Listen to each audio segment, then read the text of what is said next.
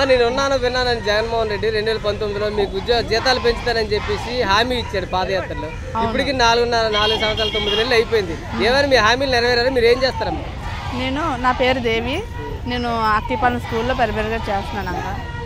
ఇప్పుడు పెంచుతారు అన్నారు కానీ ఇప్పుడు వచ్చి ఆ పెంచడం లేదు. మాకు జీతాలు కూడా సరిగ్గా వేయట్లేదు. మరి గుడ్లు ఉడబెడుతున్నామంటే వాటికి డబ్బులు రావట్లేదు. ఇప్పుడు మళ్ళీ కొత్తగా అంబలు ఉడబెట్టవలసి వస్తుంది. ఆ అంబలకి ఏమీ డబ్బులు వేయట్లేదు.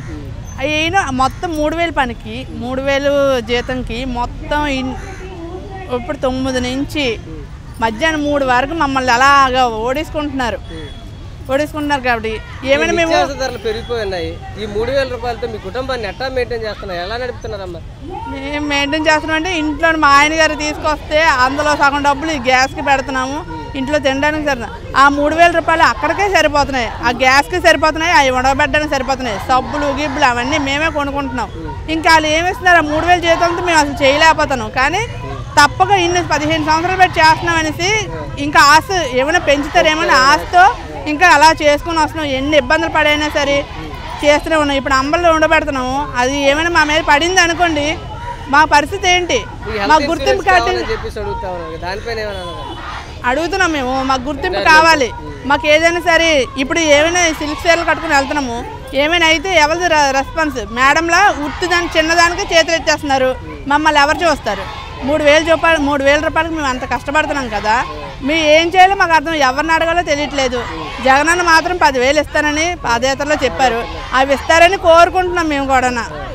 ఇక 4.5 సంవత్సరాలు అయిపోయింది. ఎలక్షన్ టైంకి వచ్చేసింది. ఎలక్షన్ కూడా పడుతుంది ఈ రోజు రేపు. పెంచుతాడని ఏమైనా మీకు నమ్మకం ఉందమ్మా? నమ్మకం ఉంది కానీ అంతే 26,000 ఓపెన్ అందులో సగం పెంచినా మాకు చాలు, మాకు సంతోషంగా ఉంటుంది. ఎందుకంటే మమ్మల్ని గుర్తిస్తే చాలు. వాళ్ళు మిడ్ డే మీల్ వర్కర్లు కూడా ఇంత కష్టపడుతున్నారు. వాళ్ళకి తెలుసు కదా, భోజనం పెడుతున్నాము, గుడ్డు పెడుతున్నాం, అంబలు పెడుతున్నాం, పప్పు చెక్కి ఇస్తున్నాము. ఇవన్నీ పిల్లలకి ఇచ్చినప్పుడు పిల్లలకి తల్లిలా చూసుకుంటాం కదా. మమ్మల్ని గుర్తించుకోరా? వండి పెట్టమంటే పెడతారు, మీరే కొని పెట్టుకునే పరిస్థితి ఏర్పడింది కదా, ఎందుకు ఇలా అంటే ఇప్పుడు మొన్నటి వరకు ఒకటి ఇచ్చారు, మేమే కొనుక్కొని మేమే ఇచ్చుకున్నాము. మొన్న ఒక పాత్ర ఇచ్చారు అంబలోడబెట్టడానికి. అది వెయిట్ చూస్తే ఎంత బరువు ఉందండి.